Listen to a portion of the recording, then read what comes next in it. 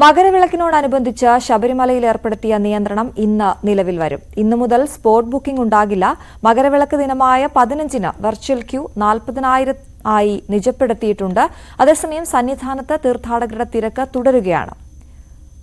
Sajeev C Warrier ചേരുന്നു സന്നിധാനത്ത് നിന്നും. Sajeev, good morning. വലിയ തിരക്ക് കഴിഞ്ഞ ദിവസങ്ങളിലെല്ലാം ഉണ്ടായിരുന്നു. പോലീസിന്റെ ആവശ്യപ്രകാരം ഈ മകരവിളക്ക് സമയത്ത് സ്പോട്ട് ബുക്കിംഗ് 40,000 ആയി നിജപ്പെടുത്തി എന്നറിയുന്നു. എന്തൊക്കെയാണ് ശബരിമലയിലെ മറ്റ് വിശേഷങ്ങൾ? Ashwathy, good morning.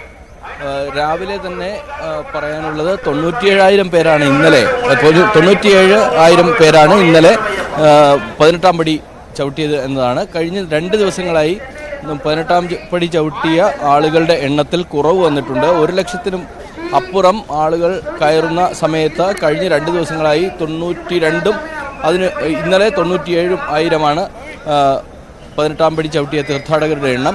അതേസമയം ഇന്ന് ഇതുവരെ 28,000 പേർ പടി ചവിട്ടി എന്ന് പറയുന്നു. ഇന്നു മുതൽ സ്പോട്ട് ബുക്കിംഗ് ഇല്ല എന്നുള്ളതാണ് ഒരു പുതിയ മാറ്റം. അതുകൊണ്ട് തന്നെ തീർത്ഥാടകരുടെ എണ്ണത്തിൽ കുറവ് വരുത്തുക എന്നുള്ളത് തന്നെയാണ് പ്രധാനമായും ഉദ്ദേശിക്കുന്നത്.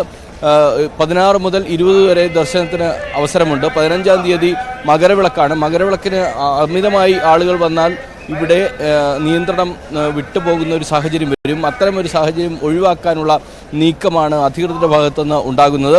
പ്രത്യേകിച്ചും മകരവിളക്ക് ദർശിക്കാനായി അതിനു മുമ്പുള്ള ദിവസങ്ങളിൽ വന്ന ആളുകൾ ഇവിടെ തങ്ങുന്നൊരു സാഹചര്യം വരും.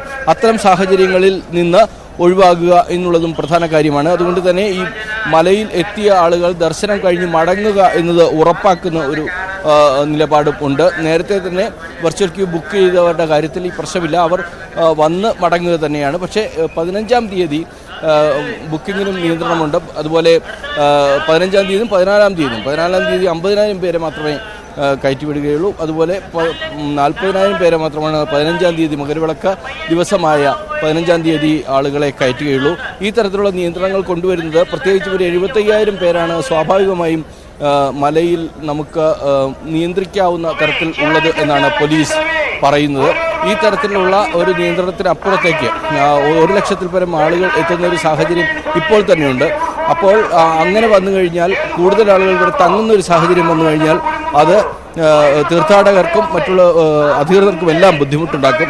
ആ സാഹചര്യം ഒഴിവാക്കുക എന്നതാണ് ലക്ഷ്യം. അതിനു വേണ്ടിയുള്ള പ്രയത്നങ്ങളാണ് നടക്കുന്നത്. അതുപോലെ വരുന്ന തീർത്ഥാടകരുടെ സുരക്ഷ ഉറപ്പാക്കുക തുടങ്ങിയുള്ള കാര്യങ്ങളിലും നടപടികൾ സ്വീകരിച്ചിട്ടുണ്ട്. അതുപോലെ ഭക്ഷ്യസുരക്ഷയുടെ കാര്യത്തിലും നടപടിയുണ്ട്. പ്രത്യേകിച്ചും ഹോട്ടലുകളിലെല്ലാം പരിശോധന നടത്തുന്നുണ്ട്.